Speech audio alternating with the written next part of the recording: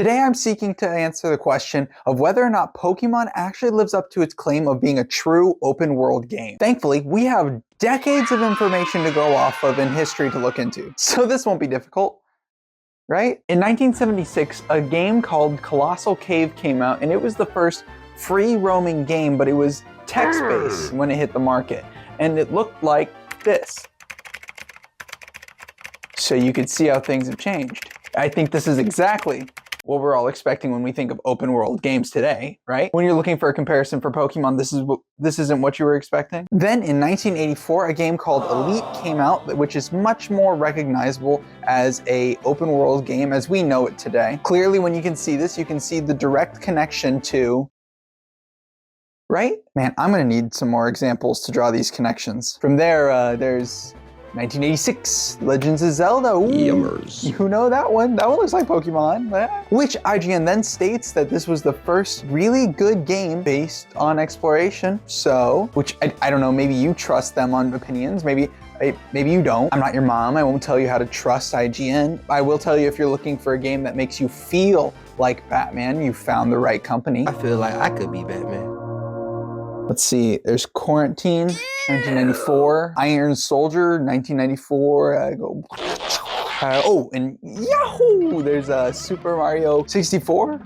There's in 2024, you subscribed to my YouTube channel and you left a like on this video. At least I'm pretty sure that was 2024. Yeah, it says right here, 2024 today. Ah, yes. Now we're here. Pokemon Red and Green were released in February in Japan in 1996. The first American release was Pokemon Red and Blue in 1998 because I guess they hate my favorite color. And here's where it all started for the Pokemon games. Pokemon Red, Green, and Blue all came out for the Nintendo Game Boy and had a pretty slick open world, especially for the time. Or did it? No, I don't know. This is the video about answering the question. So, or is it? Open world games were far from being in their infancy at this point. Or was it? Sorry, no, I need to stop doing that.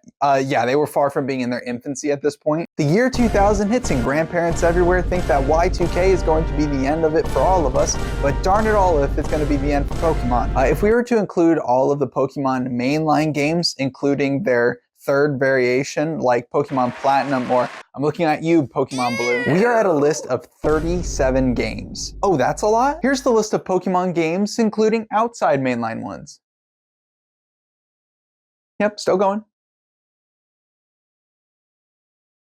Might as well get some coffee. We're gonna be here for a little bit. Okay, it's 135 games, which is enough games for every team in college football to have their own game. Plus Michigan gets 2 because it's the world against you guys. Now I'm gonna talk more about the Pokemon games I'm most familiar with. For instance, I grew up on Pokemon Diamond. That was the very first Pokemon game I actually owned. So that would be the games from Generation 4, Diamond, Pearl, and Platinum, until current, Scarlet and Violet. When I was a kid playing on my DS, I thought the world of Pokemon was vast. My pal Turtwig and I would wander around Sinnoh looking for different Pokemon to catch or gym badges to get, all while enjoying the pretty large-sized map that Sinnoh had to offer. It was amazing to me how all of the routes connected in such a way that allowed for exploration. It kept moving me forward in the game, but allowed me to explore on my own. Or did it?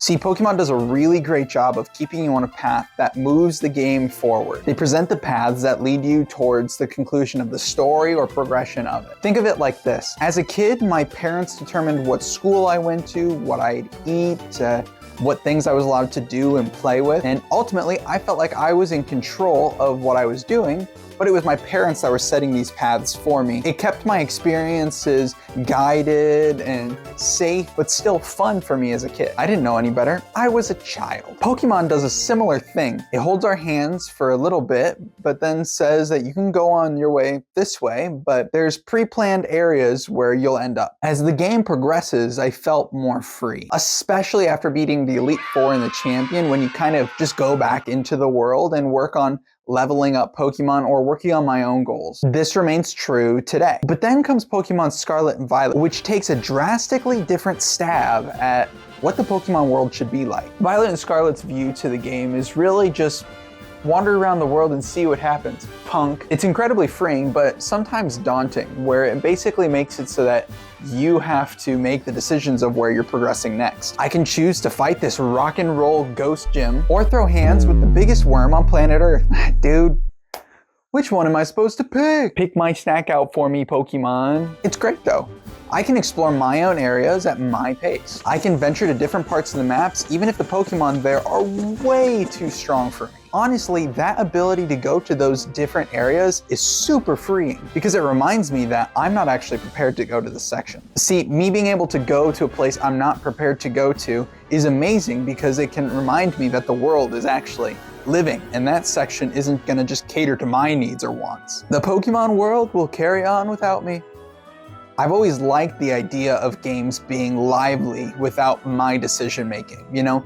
Games like Animal Crossing, Red Dead Redemption 2, Breath of the Wild, Pokemon, I guess. These games have worlds where people will do their job, go to sleep, go dig a little hole or catch a bug or try to catch a bug. And that's whether you tell them to or not. Without getting into spoilers, I think it's amazing that in Scarlet and Violet, I can follow the path that I'd like to set, where I can either follow one path of movement of going towards all the gyms at one time, or the Titans, or facing Team Bully, not Bully? I don't know. Ultimately, I think Scarlet and Violet hit the nail on the head when it comes to a real open world Pokemon game. That doesn't mean the other worlds aren't open for exploration. You can explore all you want. I still remember when I first found in the middle of Lake Verity in Pokemon Diamond that there's a cave out there, and in the post-game there's a legendary out there? And then, oh, there's other caves that look like this too? Exploration is alive in all of these Pokemon games, whether they're controlled or not. So, do Gens 1 through 8 truly, really offer a 100% open world game experience? I'd say no. That doesn't make their world dull.